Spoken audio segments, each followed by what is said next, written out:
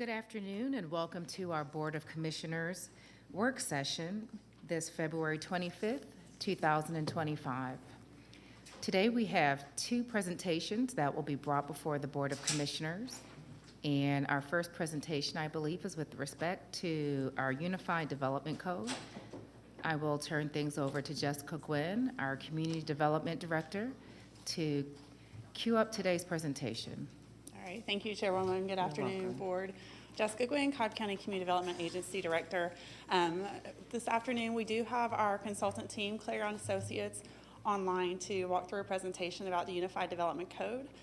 Just by a quick way of background, and I know you all are very familiar with us, but just in case anyone in the audience or watching from home is not, we kicked this project off in 2022 as an opportunity to update and streamline our development regulations, including the zoning ordinance, the subdivision ordinances, the development regulations, development standards, as well as the design guidelines to incorporate those into one unified document.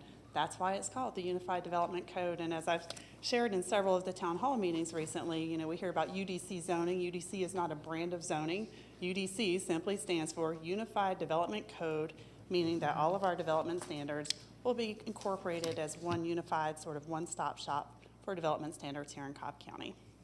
So again, this afternoon, we do have Jeff Green and Krishna Schmidt with Clarion Associates here. They're going to talk through kind of where we've been and what work's been done to this point and where we're headed. And of course, we'd like to have some time for you all to ask questions and share your feedback. So I'll turn it over to Jeff now. Great. Thank you, Jessica. Can everybody hear me and see the presentation okay? I can hear you, I can see you, and I can see the first slide of our presentation. Great. Thank you so much. Again, my name is Jeff Green. I'm a principal with Clarion Associates, joined here by my colleague, Christian. I did want to just reiterate something that Jessica said about UDC. It's interesting. Clarion's been around for 32 years. We've worked with communities updating hundreds of development codes. And there's a wide variety of what different communities call their development codes. Philadelphia has a zoning ordinance. Philadelphia, obviously a very large city. New Hanover County, which is a very rural county in North Carolina, has a unified development ordinance. So there's really no relationship between what the regulations are called and the type of development that is intended and accommodated in the different development regulations.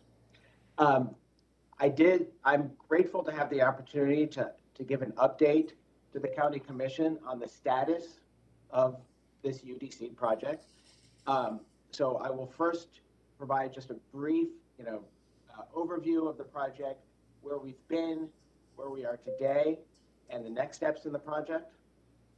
It's been a while since we've spoken to you about what we've accomplished so far. We are into the drafting phase of this new UDC. We've, gone out to the public. We've released an installment for public review. So we want to talk about some of the things that you may have seen already. I know Jessica went around and met with each of you about the initial installment of the UDC, and talk about some of the things we're working on now and will be working on in the future. Finally, at the end, I'm sure you all will have questions, and I'm happy to go ahead and answer any of the questions that you have.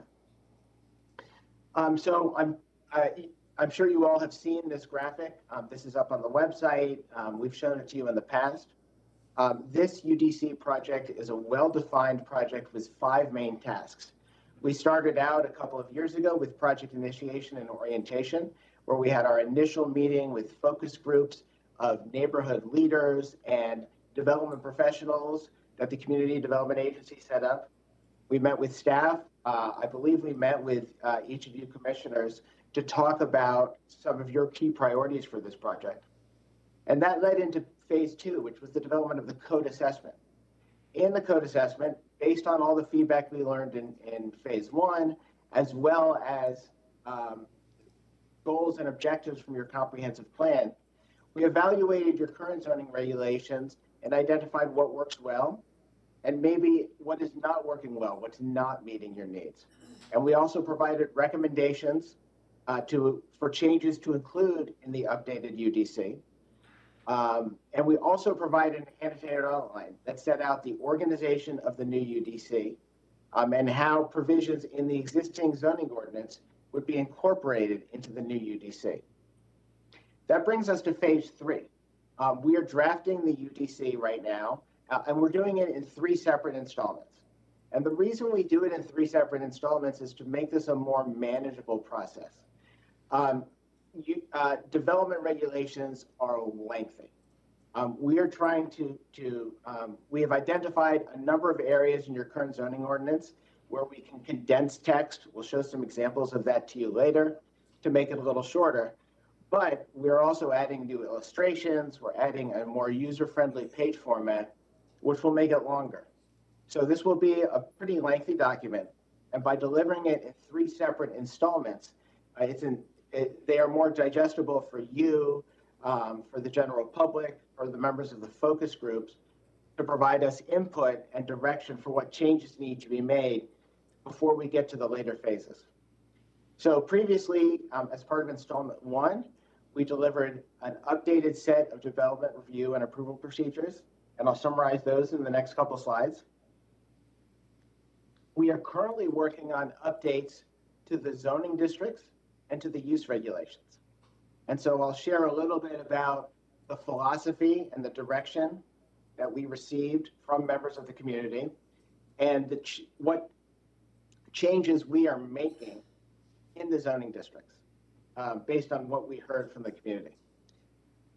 I'll go into detail about that. The next and final installment is going to be the development standards. So those include standards like off-street parking and loading, landscaping, exterior lighting, all the elements of zoning regulations that apply generally throughout a community and determine the quality of development, what it looks like, how the site looks like. So I'm going to start with Article 2.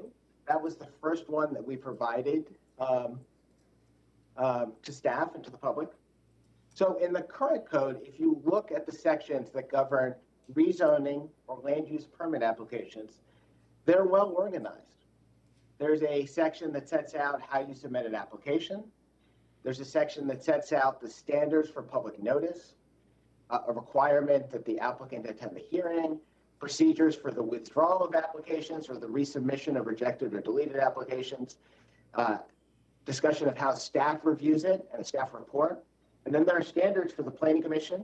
They review an application and make a recommendation. And then how your body takes action. And then finally, any amendments to an approved site plan or approved stipulations. We think that was a pretty solid set of standard procedures. So our new Article 2 creates a new set of standard procedures. It makes clear for every type of application, how you submit an application, how you conduct the neighborhood meeting, which is new and which I'll get to on the next slide, what staff review looks like, what a public hearing looks like. The goal is to make the process that applies generally for most types of applications clear and easy to understand. To try to make everything easy to understand, we have gone ahead and consolidated all of the procedures into Article 2. And we've also made some minor changes to make the development review process more effective and efficient. Now, generally, except for these things I'm pointing out, the process is pretty much the same. The land use decisions where the Board of Commissioners has been the final decision maker in the past, the board will continue to be the final decision makers under the new UDC. So these are very much sort of marginal changes that we have proposed with the goal of trying to make the majority of development go through more efficiently and be more effective. First, we've introduced a new administrative variance procedure. This allows staff to permit only limited changes to specific development standards. And the changes that staff is allowed to make are those that you will authorize in the text of the UDC. So in this draft, for purposes of discussion, we proposed that staff could allow 10% modification to a setback requirement. So if a minimum required setback is 20 feet, staff could allow a deviation to 18 feet, 10% for height, 10% for parking, and for some other standards. Unlike a variance, the applicant does not need to show a hardship but they do need to demonstrate that the variance is required to compensate for some unusual aspect of a site, that the modification will better support the objective of the district, or that the modification will better protect sensitive natural resources or save healthy trees, and that the modification is consistent with the surrounding development character, won't have a substantial impact on surrounding lands. So that's the first new procedure. The second is a zoning compliance permit. It's not anything really new, but talking to staff, we understand there are cases where developers come to the agency for approvals that are not precisely listed in the code. So the zoning compliance permit is sort of a catch-all, and it's not really intended to change current practice. The third is plan development. So this is a new type of rezoning to the new plan development districts. So those districts themselves will be delivered as part of the zoning districts chapter, and I'll go into a little bit more detail about that in a couple of slides. And it's established as a second separate procedure to provide some additional clarity. Finally, the new UDC consolidates not only the zoning regulations in Chapter 134, but also the subdivision regulations in Chapter 110. So we've included a basic set of subdivision procedures. We had lots of discussions with staff to make sure they mirror your current practice, but comply and are consistent with the format in the UDC. One of the goals of the project overall is to provide a more user-friendly ordinance that uses clear and precise language and is easier to use. So, as part of the updates to the administrative procedures, we've made some significant steps, we think, that make it better organized and more readable. We present information in well-designed tables to make it easier for the general population to understand what's required for different types of application. In certain places, we use graphics. You can see the example of a flow chart, which identifies the key step in each process. There are clickable cross-references. So just about, if you're reading this in a PDF, just about anywhere you see a section reference or a section name reference, if you click on it, it'll take you right there. And there's an easy to follow table of contents, including, as I showed on the previous slide, this summary table of development review procedures, which shows all of the different application types.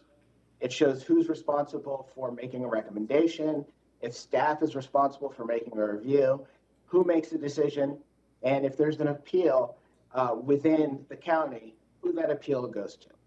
So again, the goal for a lot of these changes in the administration section, as they are elsewhere, are to make it easier to use.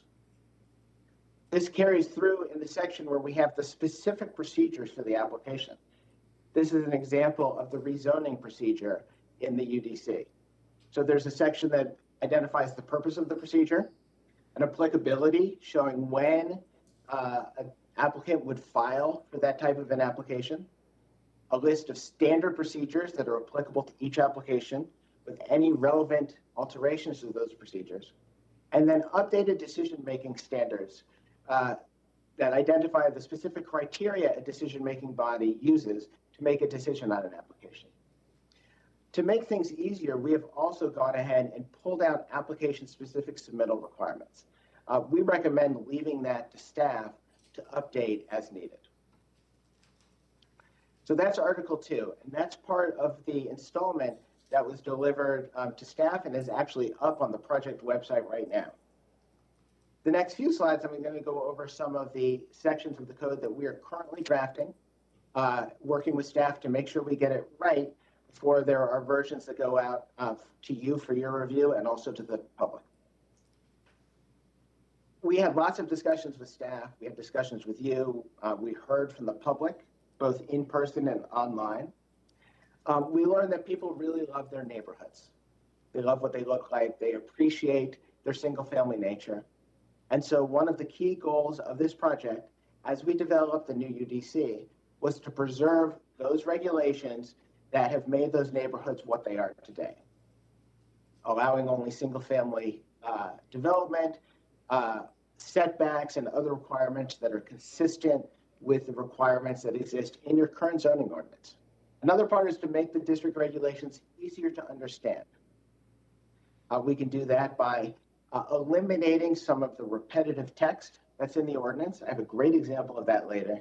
and also providing district regulations in a form that is easier to understand. Finally, the third piece of direction was to implement some updated districts that can better support mixed-use development in appropriate parts of the county. Areas where the community and where the commissioners believe that it's appropriate to have this type of mixed-use development. One of the things we try to emphasize is that a development code is like a toolbox. There may be tools in there that you don't use all the time, that you don't use except infrequently, but they're there for the circumstances where you want to use them. That's why we are including these updated mixed-use districts, and that's also why we're proposing planned development districts that we'll talk about in a few slides. So currently, we have provided staff with initial drafts of the single-family residential districts. I'm sure you're familiar with your current zoning ordinance. There's a table with key development standards for each of the districts. It's at the beginning of the zoning district regulations. And then for each district, there's a separate set of standards. And there's also separate lists. There's a single use table and separate lists of uses. So what we're doing with staff right now is we have done our best job trying to take your current regulations, trying to make sure that we are accurately carrying forward the regulations that apply today into the new UDC. And we want staff to make sure that we got it right. Because our goal here is to provide a set of single family districts that largely carry forward your current regulations. And we don't want to, by accident, go out there with something that is inconsistent with what we've promised to the community. So staff is taking a look at that, and they will identify where, if we've made any errors. I'm sure we have made some, and we'll be sure to correct that in future drafts. Next, we'll do the same with the multifamily and the non-residential districts. A lot of them are not going to have significant changes, and so we want to make sure that we're carrying forward the intent of those districts. After we've gone through this process with staff, they've provided feedback. We've gotten them a revised set of districts. They've looked at those, make sure we made all the necessary corrections. All of that will be shared as part of installment 2 for your review before they go out to the public. As part of the user friendliness, we've come up with an updated district layout. So you can see on the left side of the screen, those are your current R30 district regulations. You can see they're very text heavy. If you go a few pages on, you'll see some drawings, but you've got all your use regulations in there. You've got everything in there sort of all bundled together. This is the proposed updated district layout. Sets out the purpose on the top, sets out the use regulations that apply, which are in a separate article, all consolidated together. I'll show you what that looks like in just a moment. We got a table that identifies the key dimensional standards, as well as a drawing that shows how development should look in the district, given the types of uses allowed, given the purpose of the district, and given the dimensional standards. And at the bottom, there's a reference to all of the other standards that apply to development in that district: lighting, parking, residential compatibility standards, open space standards, everything that controls how development will look on a site. One of the districts that we are proposing is a planned development district. Now, this is something that Cobb County does not have today, but that is something that we are working with, that we've proposed in the assessment, and is something that a lot of communities use as another tool in the toolbox for appropriate types of development. One of the things that really struck me when we started this project and we reviewed your zoning ordinance, we took a tour of the county with Jessica all throughout West Cobb, East Cobb. We also went to the Battery. And the thing that struck me looking at your current zoning ordinance and looking at the Braves Stadium and all the different mixed-use development that took place there is that there's not really a zoning district that matches the type of development and the intensity of development at the Battery. Obviously, there are ways to, your current zoning ordinance has ways that you were able to accomplish the goal of a successful mixed-use development. But a plan development is we think a cleaner and more straightforward way to get to that same point.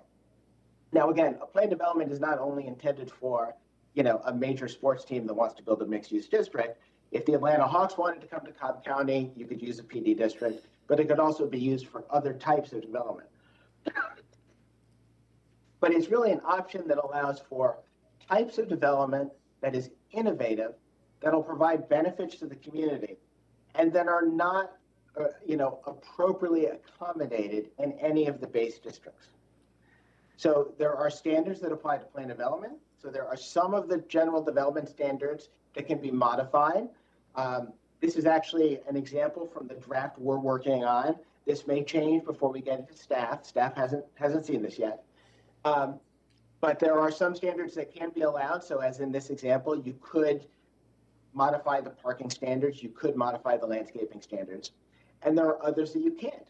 So there are environmental standards that can't be modified, land disturbance standards that can't be modified, open space standards that can't be modified. And again, there are other standards. It is entirely up to you what types of standards you would allow an applicant to propose to modify in a plan development. As part of the approval of a plan development, there will be a plan development plan and a plan development agreement.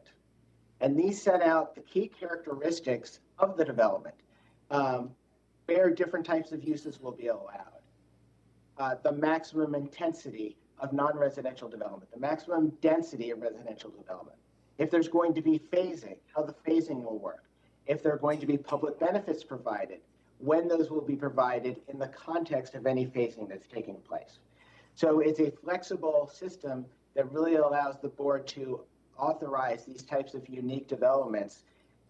We try to come up with a series of base zoning districts that can accommodate the majority of development opportunities in the county. But it's really hard to come up with everything. And so we think it's helpful to have this plan development as another option. And again, plan development is a rezoning like any other rezoning. It requires Board of Commissioners approval following a public hearing, and it will follow the same process. It'll go to Planning Commission for review and recommendation. Staff has their part to play too. We'll follow the same procedure as a general rezoning.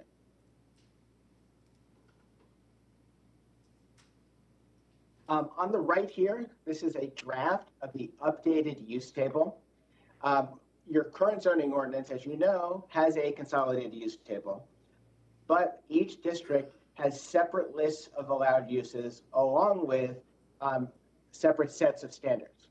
So we talked about this in assessment, and what we are drafting is this one consolidated use table. The uses will be organized by classification, such as residential uses, by category residential uses, by classification, such as household living uses. And then eventually you have your uses, your single family detached dwelling, your single family attached dwelling. This is a draft, and you can see except for cottage homes, which we're proposing to allow in the RD district, all of the single family districts, the same types of uses that are allowed today, residential, would be allowed in the UDC. There's also a separate accessory and temporary use structure table. You can see on the right side, the right column of this table, there are these use-specific standards. So we've gone ahead and consolidated and updated the standards that apply to specific uses. So they'll be listed once in one place in the code in one part of Article 4.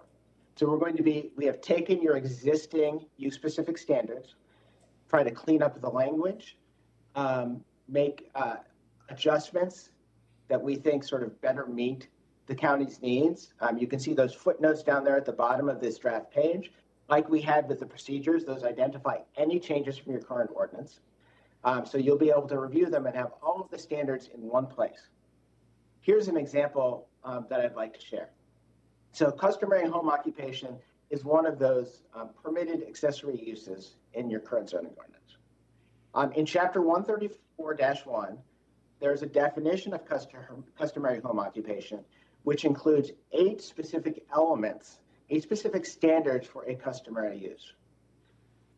the customary home occupation use is listed in 21 separate districts. In 11 of those districts, the exact same text is repeated. So all 8 of those specific standards are repeated. In 9 of those districts, including several of the multifamily districts, RA4, in 9 of those districts, the definition is repeated except for one. So the definition in 134-1 and the definition in 11 of the districts say no clients or customers are allowed on the premises except for individual instruction such as tutoring, musical lessons, and the like for the purpose of supplementing an income. So that standard is not included in the SC district, the RA6 district, the RM8 and 16 districts, the fee simple townhouse district, or the mid-rise or high-rise residential districts. In the PVC district, customary home occupation is listed as permitted, but this definition is not repeated. Finally, in the suburban condominium and urban condominium districts, there's an additional standard which says there shall be no more than 2 full-time employees permitted on site for any allowable customary home occupation or business. So again, we've got the same language repeated 21 separate times in the ordinance, but with a few differences, and it's not clear to us whether those are intentional differences, if it's a drafting error, or what. So what we're going to do is we're going to take all of these different definitions and standards. We'll have one definition for a customary home occupation, and there will be one use-specific standard for home occupation in one place in the code in that Article 4. To the extent that these differences between the districts are meaningful, that you do want to allow 2 people who live off-site to work in the home occupation in certain districts, we'll include that in that standard. But by combining all of this, it will be more clear to the community what is allowed in each district. It'll also make the ordinance a lot easier to update, because if you decide to update the home occupation standards in the future, you won't have to make 21 separate changes. You'll just have to go to one specific part of the code. That's our presentation. I'm sure you all have lots of questions and happy to answer as many of them as I can.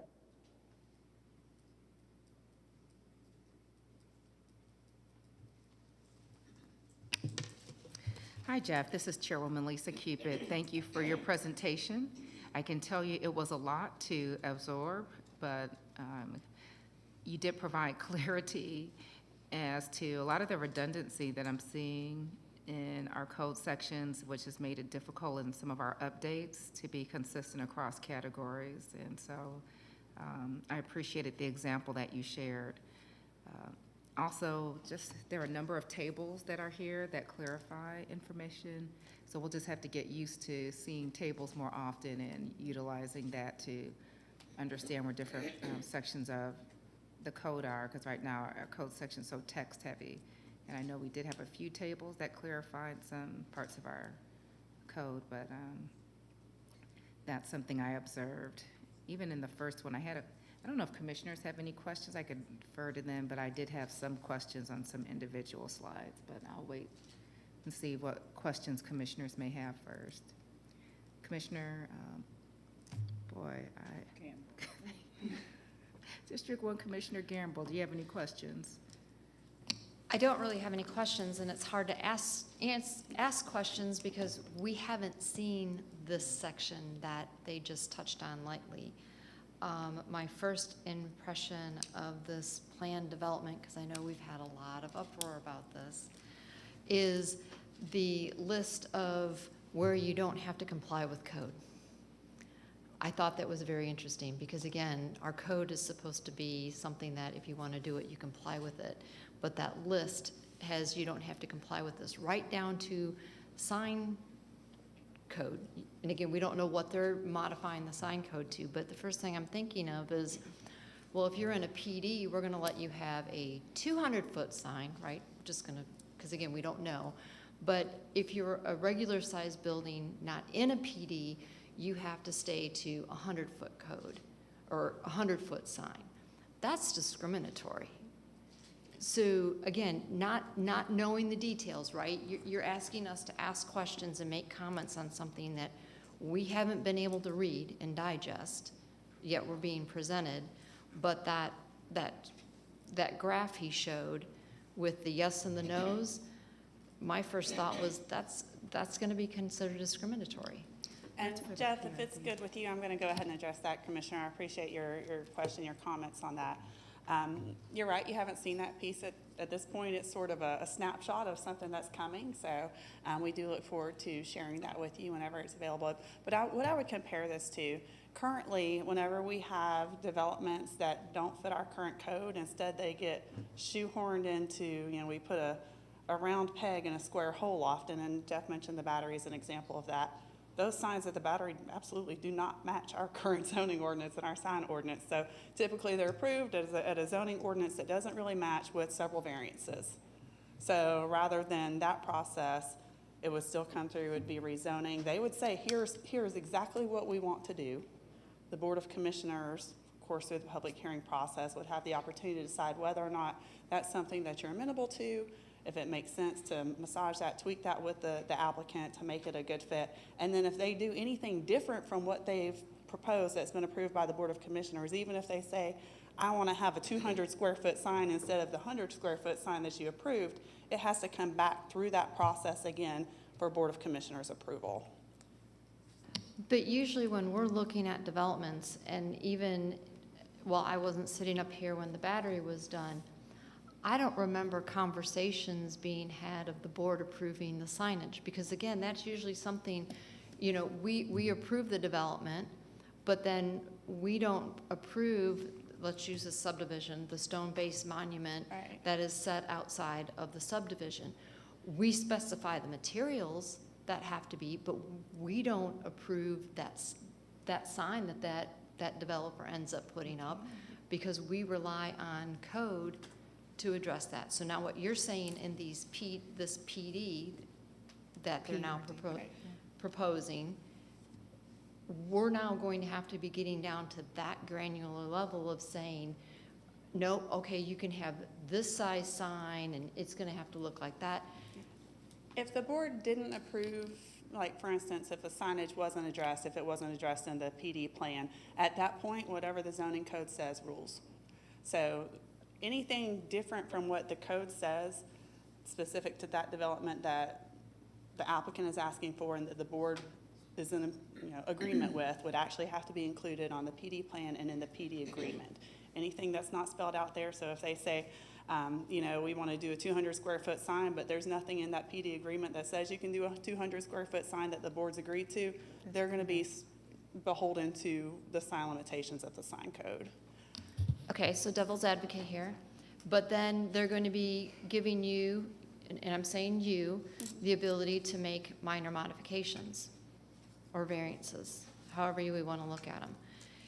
If the developer comes back and says, well, the code says you can do this, then they can easily just go to you and say, well, I want you to approve this 200-foot sign, even though it's outside of the scope of the 10% that they are, because I heard him say 10%, they were going to restrict it to a 10% that you could vary it in.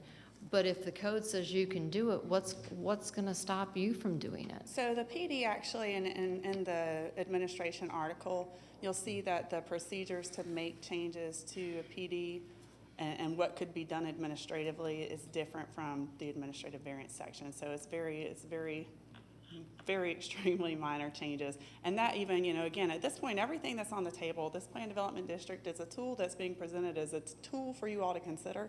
If the board says, we don't feel like this is the right fit for Cobb County, we remove that from the document, and that's okay. That's why we're having these conversations, and that's why this is being put on the table. But there are some provisions in the PD that scale that down, even further refining and limiting what would be able to be done without board approval through a public hearing process.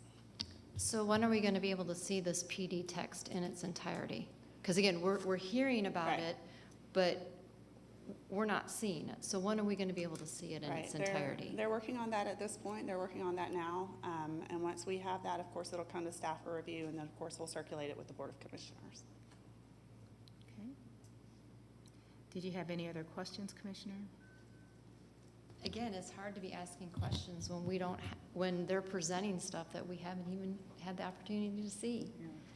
It This wasn't is a like- Yet what Yes. I'm seeing is raising a lot of red flags, which I know we don't want to have red flags raised because we've already got a lot of animosity out there about this whole process and the way it's been going and being handled.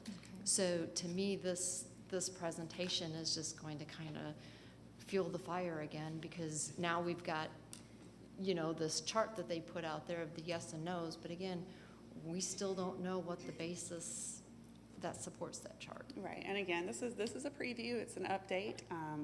Your questions to this point, but certainly once we have that, we'll be circulating it again with the Board of Commissioners. Of course, we'll put it out there publicly on the project website. We'll have community meetings throughout the county and have an opportunity to be sure that we're hearing from the public about that. So thank you, Commissioner, appreciate it. Thank you, Jessica. Commissioner Brown. Thanks, Jessica. Yes, to have concerns with what was just presented, because not enough time to digest and really know what to ask or what's going on. But going through this with the Article 1 and 2, and then it goes to 7 and 9, I do have some concerns with that, with the different zoning categories that we're adding new that weren't in the old, as far as a lot of questions I'm getting is on high density. Right. Right now, our RM category goes up to 16, is that correct? Right. RM So- 16, and now we're adding 24 and 60. So which what would- I'd like to point out about that, Commissioner, and again, we don't have the multifamily districts yet, so we'll share those as soon as we have those ready. But currently, our current code has a residential mid-rise district and a residential high-rise district. Residential mid-rise right now, the maximum density on that is 33 units per acre. The maximum density on the residential high-rise is 66 units an acre. So both of those are districts that we're not accepting applications for at this point. If the board chooses to move forward with the RM24, that would replace that residential mid-rise, so it's 9 units an acre or less. And if the board chooses to incorporate the RM60, that would replace the residential high-rise, so that's 6 units an acre or less. So it would be a replacement for those two districts. And again, as I've shared at the town hall meetings, you know, I think it's important to keep in mind that this process doesn't change the zoning of any property in the county. As Jeff said, these are tools in the toolbox. If down the road, you know, the only way that property gets rezoned is if someone makes application, it goes through the public process, through the Planning Commission, and also through the Board of Commissioners. And that's how any of the new zoning districts, or any zoning district for that matter, would be assigned to a property.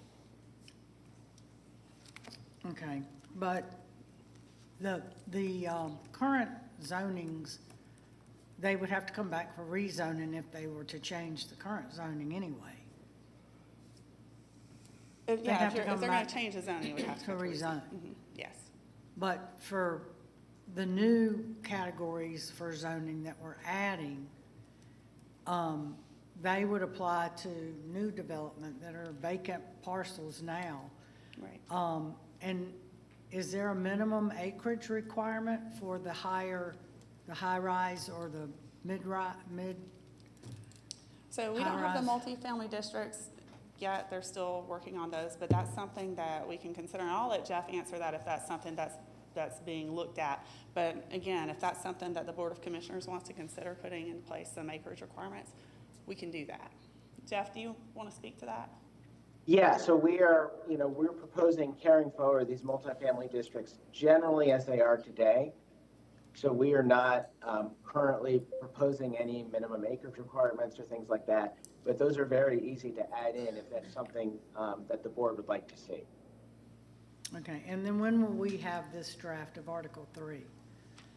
So we have the single-family districts, as Jeff said, we being staff.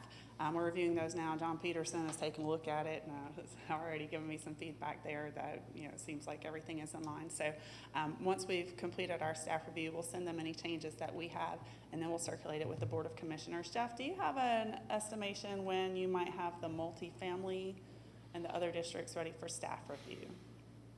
Yes, we should have those. we should have those ready for you in a couple of weeks. Okay, So great. sometime in mid-March.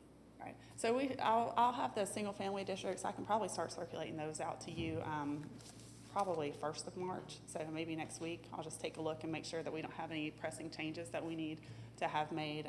John, again, has already taken a good look. Of course, he's our expert on this and the one who's certainly most familiar with our current code, so we'll take another glance through it and then get that out to the Board of Commissioners to start looking at the single-family districts. Okay, and then, what is the committee that was originally formed for input, citizen committee or HOAs? Are they still involved, or was that just for the initial 2 phases, 3 phases? They're still a part of the process, so whenever we have prior to public meetings, we'll still continue meeting with our focus group. So as we get new sections of the draft, the process will continue to be as it has been. It comes to staff reviews it, provides feedback. Before we even share it out with the committees, we meet with the Board of Commissioners to hear from you and just share it with you and let you kind of have an understanding what's in it. So yes, they'll continue to be involved throughout this process. We'll continue to keep them engaged. That's important. Okay, and then what is our timeline? Once the draft is complete, we'll have a series of public meetings, town halls. Are we required for public hearings in our meetings prior to passing this? Because it's code, Right. like we do regular code amendments? Yes, yeah, that's a great question. And then, are we doing it all at once or phases still to, as far as the vote, incorporating everything? So we'll continue to have community meetings, public meetings throughout this process as new work products come available. So this spring we'll do community meetings for the first and second installment, so that way those 2 pieces can go together. The first installment makes a little bit more sense with the context of the zoning standards themselves. So we'll take those out to the community. We'll get feedback. This is still a draft. It's all a draft until it's ultimately adopted. After that, when we have the 3rd installment, the development standards, and after we circulate it among staff and the commissioners, of course, we'll have another round of public meetings, can tweak that 3rd installment as necessary after that, and then we can do a round of public meetings for the document as a whole. Ultimately, the document is adopted as a whole because it's, it's one big code amendment, but we, given that our code requires that once something is advertised, a code amendment is advertised, we've got 60 days for the Board of Commissioners to vote on it. We want to be sure that before we go to advertisement on it, that we've got something that the board is comfortable with, that we feel comfortable in 60 days will be ready to adopt. So whatever timeline that takes, as I've shared over and over again, our current zoning ordinance has been in place since 1972. So that's half a century. It stands to reason that this document is going to be driving development and zoning in Cobb County for decades to come. So anything of this magnitude, we definitely want to be sure we take the time, that we hear from you all, hear from the community, and do it right. Okay, I know you say this was developed overall in the 70s, and I understand that, but every year we have code amendments that we change and install at least twice a year now. It used to be, once a year, but, and we have updated them every year, so. And Commissioner, I think one thing to your point about the code amendments that I think was helpful for Jeff to point out is when you think about how many times we've had small, minor code amendments that have come forward, and then we find out later on, because we get an email from the East Cobb Civic Association, there were 3 other places we needed to change it in the code, so we have to do 3 more code amendments. And hopefully this is going to help to eliminate that down the road in the future, because it will be just like one place where it speaks to customary home occupations, for example. Thank you. Commissioner Sheffield. Thank you. Thank you, Jessica and Jeff and Christian, for the presentation. I just have 2 questions, and the second is really for clarification. But my first one is with respect to the 10-foot variance setback, who would be the designated person to approve the minor administrative changes? Okay, so on the administrative variances, the way that's proposed now is that would be 10%. So ultimately, the authority lies with the community development director, but the way the code is spelled out, it's the community development director or designee. So that would either be myself as the final sign-off or the zoning division manager. Okay. And the relief and interpretation regarding the BZA, I believe the slide indicated that the applicant and the applicant only should be required to send mailers. Are the mailers referenced on this slide the mailers that are sent to the neighbors within, I think it's 1,000 feet? Are we saying here that that mailer is no longer required? Let me go back and confirm that with John Peterson, and I'll be happy to send you a response to that, as to how Okay. the current process works for variances and how that compares against this. Okay, so there were two references where there was a recommendation that the mailers did not need to be sent, and that was the first one. And also with the appeal of the administrative decision, it also indicated that mailers are not necessary. Okay, I will confirm with John Peterson and send the board an email this afternoon. Okay, okay, thank you. Does that conclude your questions? Pardon? Does that conclude your questions? Yeah, what, did you have a follow-up? Is that for the Use your, the 30-day notice for the 1,000 feet That's what she, neighbors? Right. is that what you're going to Is that confirm being with removed? Peterson? I'm going to confirm with John that we're consistent with the process, because whatever our process is now, we want to be sure that continues to be the process. We're not going to change Yeah. that process. Right, and that was my concern, Right. that that should definitely Yeah. be left in, so. Absolutely. Because something in here said 2 weeks. Right. I'll confirm with John to make sure that we align that appropriately with our process. Again, he is the one who's most familiar with how that notification process for the variance and VZA moves forward, so I want to be sure that I make sure with him that it's right in our new code. Okay, thank you. That won't change, though. It shouldn't Okay. change. It will not change. So if we Okay. need to make a revision, we will. Okay, thank you, that was all I had. great, yes, it's here, it says here the posted notice would be up for 14 days. So, That shouldn't change from 30. yep, and Whatever the it is, we'll mailing be sure that notice it's would be at a consistent. minimum of 14 Yes. days. Okay, yes. Appreciate the presentation, appreciate all the work that's been done. We've been addressing this for over a couple of years now, and it's a lot of work for us to go through our entire code. Yeah. And doing this in phases is not only appropriate, but essential, because it is so dense. I appreciate the presentation today. It was a lot of information to try to absorb. So there were some questions I was able to jot down, some things that just was trying to digest things as we were moving forward. I think what would be helpful is to do what we did before when you met with each of us, to just sit down with you and walk through this. And it might be a laborious and a meeting that takes a lot of time, but I think it's important for us to do that, just to be able to get our arms around it, because as commissioners, our ability to understand it helps our citizens to be able to understand it. So Right. that would just be my recommendation. Absolutely, and I appreciate that. I recognize that this is a heavy lift for you all as commissioners. I know Commissioner Burrow, your favorite day of the month is zoning day anyway. So I really do appreciate the time that all of you have taken to this point to look at the documents and to provide feedback. And again, I'm available anytime you want to meet to talk about it. I'm more than happy to do that. And we'll continue to do that. It's always helpful also whenever I know that we're limited in how we can have all the board together, but anytime that you all can kind of hear each other's feedback is also helpful to Yes. me.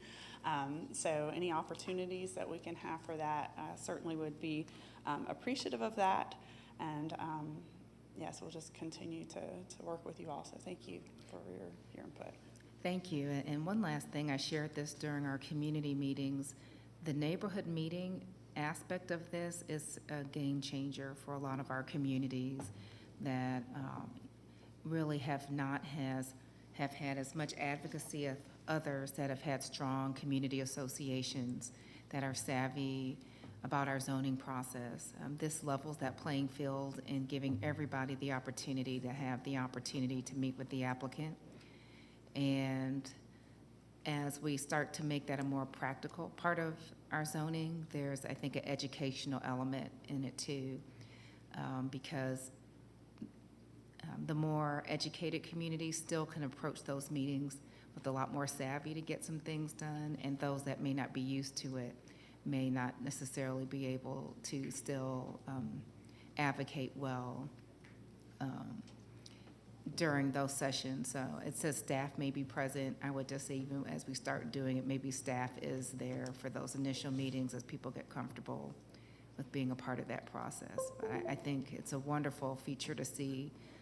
I think of my first days of getting involved in zoning as a resident and not really understanding what was going on, and serving as a commissioner and just seeing the effectiveness of organizations that have been advocating in an organized way over time. This is going to really help, again, to level the playing field in community participation. Thank you. All right. I think that concludes our UDC portion of this work session. Thank you, Jessica, and thank you, Jeff and Christian, for being with us today and for all your work with the UDC. We're going to segue to our second presentation today, and it's to receive an update regarding the safety village that we have here in the county, and look forward to this. I think this is a first of its kind that I've seen before our board, so it'll give us opportunity. Yeah, it's been a while, so looking forward to it. Thank you. Thank you so much, Chairwoman Cupid, and the Board of Commissioners and the County Manager for allowing me the opportunity to speak with you all today. If you can just introduce yourself, Allison. Yes. Well, that would be delightful, wouldn't it? I'm Allison Carter, and I have the pleasure to be the Safety Village Director at the Cobb County Safety Village. Thank you.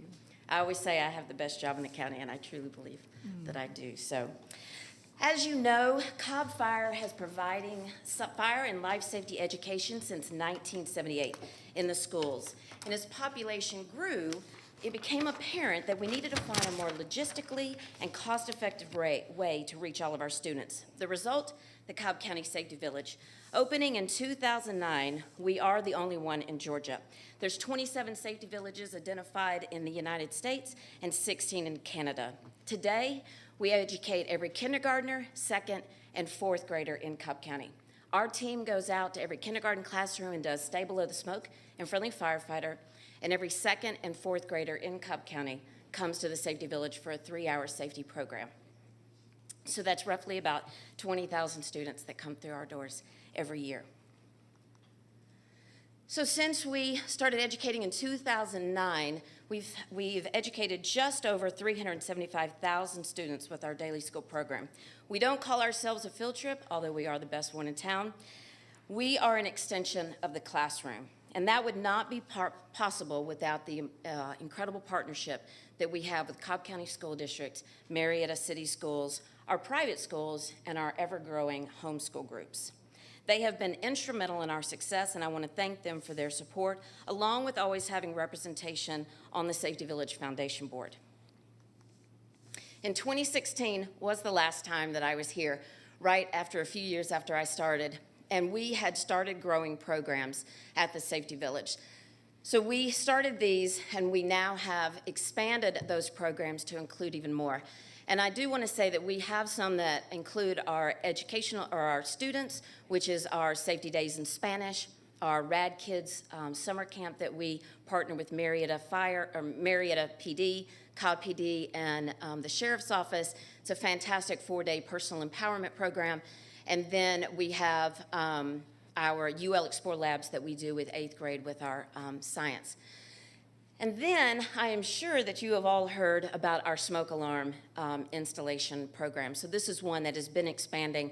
As you know, that our younger children and our older population are the most at risk with regards to fire deaths. And so our team has really done a phenomenal job getting out there and trying to install smoke alarms into those at risk.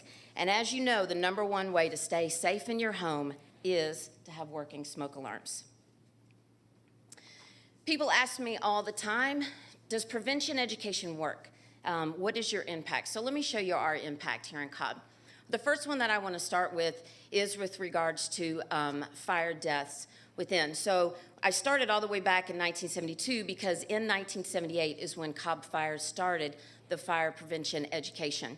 And so as you can see, every year, every incremental years, they have been on the decrease. But we wish it was zero. But what is at risk is our adult seniors. And so if you have adult seniors in your family or that, please make sure they have working smoke alarms. Our team will go out and provide that service free of charge to be able to make sure that we don't have citizens getting up on ladders that don't need to be and causing slips and falls. We want to avoid that prevention. So that is one thing that we are looking at. The other is with our pre and post test data. This is with our fourth graders. We ask all of our fourth grade teachers to administer a pre-test prior to them attending the Safety Village. It's a 15-question test that they take. And I know students get all excited about taking a pre and a post test prior to going on a field trip. But it's instrumental data for us. And so then 2 weeks after they attend, we send them a reminder email to go in and provide the post test for our students. So as you can see, they are retaining that information, and we're excited about that. The last that I wanted to share is with regards to dog bite prevention.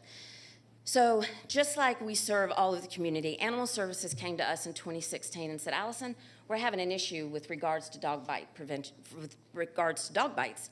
So Cobb County averages about 500 reported dog bites every year. But what was on the rise was the 18 and younger population.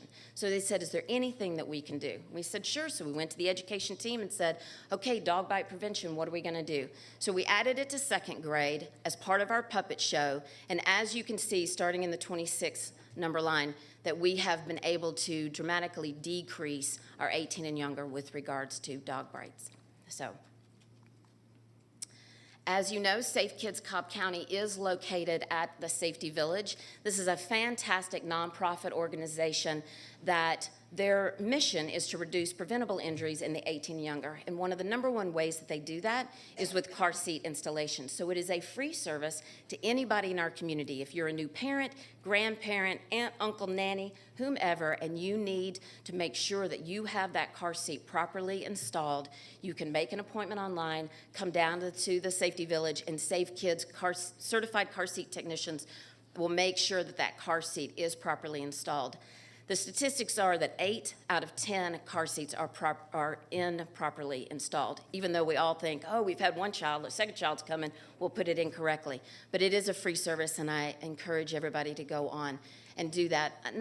One other thing that I wanted to share with regards to Safe Kids is if anybody in the community is special needs and needs to be secure in their car, this is one, it used to only be CHOA, and now Safe Kids has a grant through Metro Atlanta Ambulance that now all of their technicians are certified in special needs, which is phenomenal. It is not anything that I ever thought about was a need out in the community, and it truly is. And now you can, any family that is in need of that, they will make sure that you go through that process. They find exactly the right car seat for that, which genuinely has to be made, and then they work through the insurance for that. So I just wanted you to know that that service is out there for the community. And this is some of their statistics about the car seats that they've checked after COVID going up through 2021 through 24. And then they also have a grant through that can provide car seats for families that don't have the needs to provide their own. This is what I get excited the most. Okay. So in 2016, I showed you this photo that's up above, and now today, here's the growth that we've had. So we've had over 13 projects that have been completed from 2016 when I was here into 2024, and it is amazing to watch the Safety Village grow every day. None of this would be possible without our current sponsors, and we have a wide list of the sponsors that support us either through our fundraising efforts or in growing out the back of the village. And so we are very grateful. But without the support of our sponsors, we wouldn't be possible without the support of our foundation as well. The foundation, as you know, their mission is to serve as an advocate, develop partnerships, and secure resources in support of the Cobb County Safety Village, and they do just that. The foundation works hard to support our team, and I want to thank all of our board members that support me every day. On behalf of the Safety Village Foundation, we want to thank the Board of Commissioners for awarding nonprofits here in Cobb through the ARPA funds. As you know, the Safety Village Foundation was awarded $275,000 of the ARPA funds, and the Safety Village Foundation matched $275,000 with a total of $550,000. With that came 3 amazing projects.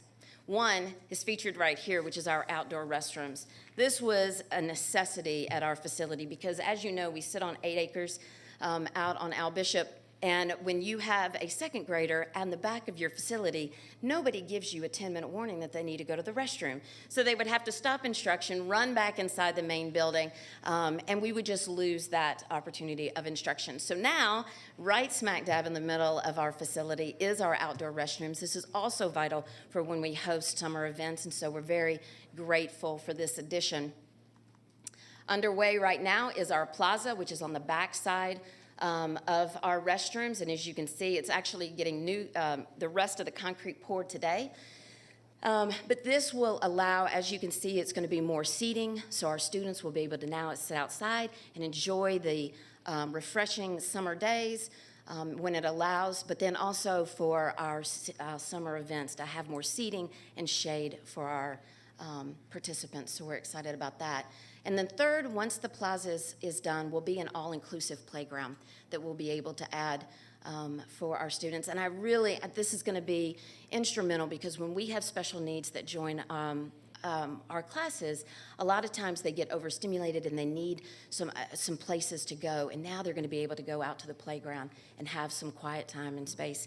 And I'm so excited about that addition. So those are the 3, so thank you for those. I did want to mention that LG Community Credit Union came on as a building sponsor.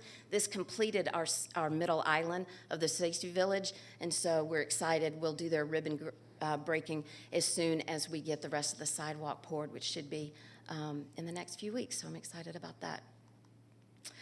What's to come in 2025? Well, I am excited to say that the Atlanta Braves Foundation came on as a building sponsor, and so we are going to have our own mini ballpark at the field and at the Safety Village. And we're really excited about this because we are going to talk about hydration year-round, and we're going to talk about staying active, which we already do, but now the students will be able to run the bases and be a part of that. So we're excited to have that addition to the Safety Village. And last but not least is our ULRI Safety Science Classroom. We've had a long-standing partnership with ULRI, which is Underwriter Laboratories. But what is phenomenal about this is really going to bridge the gap. We are phenomenal. Our team is phenomenal at our elementary students, but this is going to bridge that gap for middle and high school courses and programs that we will be able to offer. So ULRI's role is going to be in the summer. They're going to be able to bring these STEM and science teachers down to the Safety Village, educate them on those fire forensics and safety programs that they have, and then we'll be able to offer those out into the classrooms, and so we're excited about that partnership. So this should be completed at the end of 2025. As you know, we have our annual events every year, so I just wanted to share those with you. We do Camp Puzzle, which is our autistic camp that we do every year. It's going to be, it's always at the end of April, so it'll be April 26th. We do Safety Day in Spanish. This is our 4th year to do this, and it's truly a great day. It is fun and educational, all in Spanish. No habla español, but we do have translators that will be there. We actually utilize a lot of our high school bilingual students that come in and help with that program, along with public safety personnel that are bilingual. So it's just a great day. And then, of course, we have our 3 family fun days in the summer, Truckapalooza that I know everybody knows about, and then our public safety golf tournament that takes place in October on Columbus Day. So in conclusion, I share this with you. I hope it plays. Oh. There for you, okay? You'll have to just. Please. How old are you, Kiara? I'm 9. Okay. Just stay on the line with me, okay? Okay. Okay. And if you get scared, just put the phone down, but don't hang up the phone, okay? Okay. The reason why I use this phone doesn't work. Like the police, when I went to the fire safety, they said that you could call the police whether the phone works or not. That's right. And you're a very brave girl for calling. I don't know if you heard, but she said that she knew to call 911 because of the Cobb County Safety Village. And so it always gets me every time. So does the Safety Village make an impact in our community? And the answer is yes. When you can provide hands-on interactive learning to any age, that's how they retain it. And so with that, I did just want to take a moment. I know there's not a lot of departments represented here, but personally, from me, this every department, when I started with Cobb County, I didn't know anything about how to run a county or what all it took, but I just want to say that truly every department in Cobb has had a hand that has shaped and made the Safety Village that it is. And I just personally want to thank all of public safety, of course, but Community Development, Department of Transportation, and DOT, Department of Property Management, sorry, because they really have been instrumental with that, but also all of public safety and all of the departments. The Sheriff's Office and police have provided educators for us for a number of years. Police, since the day we opened, we've always had 2 officers down at the Safety Village as education, and having that bond and positive impact with our team and students is amazing, along with Sheriff Owens when he got into office, provided Deputy Pickett down there, and it's just been fantastic. So I thank you for that, and I would be remiss if I did not thank Cobb Fire and all the divisions of Cobb Fire. We are unique, but we support the mission, and we are an extenuation of their services as shown through the ISO rating and fire accreditation. So with that, I thank you, and I would love to answer any questions that you might all have for me. Thank you for that very interesting and insightful presentation about our Safety Village. Commissioners, do you have any questions? I'll start with Commissioner Gambrill. I do not have any questions, but again, thank you, Allison, for all you do. Absolutely. And I do know the firemen are out in District 1 right now doing the smoke detector replacements, and it is a very much appreciated service. Thank you. I hear a lot about it. Thank you. Thank you. I will let them know. Commissioner Burrow. Yes, thank you. This is a great example, and I remember when former Commissioner Gorham and County Manager David Hankerson went up to Canada with, I think Becky Didlinger was our fire chief then, and got the ball rolling and came back with the idea and concept. And it's really exploded, no pun intended, but it's really exploded from the initial, the first outdoor storefront to now we have how many? 11? No, we have 22 projects that are out 22, there. okay. So once we complete all of 2025, we'll have 8 more spots for 8 lucky sponsors. That's awesome. So thanks for all you do and for fire. Absolutely. Thank And you. your board. And I see Oh, Lisa Lisa. Crossman from Cobb Douglas Public Health. I know they're a big partner with you Yes. too. And Lynn, one of your thank board you. members is back there. sorry I didn't turn around. Thank y'all for being here. Thank you, Commissioner Burrow. Commissioner Sheffield. Yeah, thank you, Allison. You guys are doing wonderful work there, and it's shaping up very nicely. I do have one question regarding the dog bites. Are the bite for the children, kids under 18, did you find that they were family dogs or stray dogs? Like, do you have any additional information? Animal Services provides those numbers to us, and they have those broken out, but I Okay. don't have them. We just look Okay. at the bigger picture of that, but I know that they do break that down. Okay. Whether it is a home dog or out in the park kind of thing. Okay, all right, Yes, thank ma'am. you. I was just curious. Yes, Thank ma'am. you. Thank you. Again, thank you for your presentation. I was in a training with county chairs in a national program, and I had an inquiry about the Safety Village. So it has certainly made the rounds as far as its impact that it's having on youth education. Thank you. So I want to thank you for your work and putting us on the map, literally. It was also helpful to see the stats. I don't know if, I saw the Family Day. Is there just a general public Yes, day? ma'am. Is that the Family Day or is that something else? No, the Family Fun Safety Days are open to So the community, the whole. Public at yes, large? Yes, ma'am. Okay, very good. Yep. Yeah. Thank you. If there's anything we could do to help share your programs, please let us know. I will, and I provided our community report there, so I'll just leave that in case y'all would like the copy. Great, thank you All so right, much. Thank you. Yes, you have one more question, I'm sorry. Alice. Not a question, but if you have a flyer for these family fun days, we can put them in our newsletters for the I know public Ross to and his advertise. team have them and kind of, yeah, Okay. but thank you. Great, thank you. All right, thank you. Thank you all for tuning in to today's work session. We do convene back here at 7 p.m. for our regular meeting. Please feel free to join us. We'll be having our third and final hearing with respect to our homestead exemption and encourage you to tune in. Thank you and see you at 7.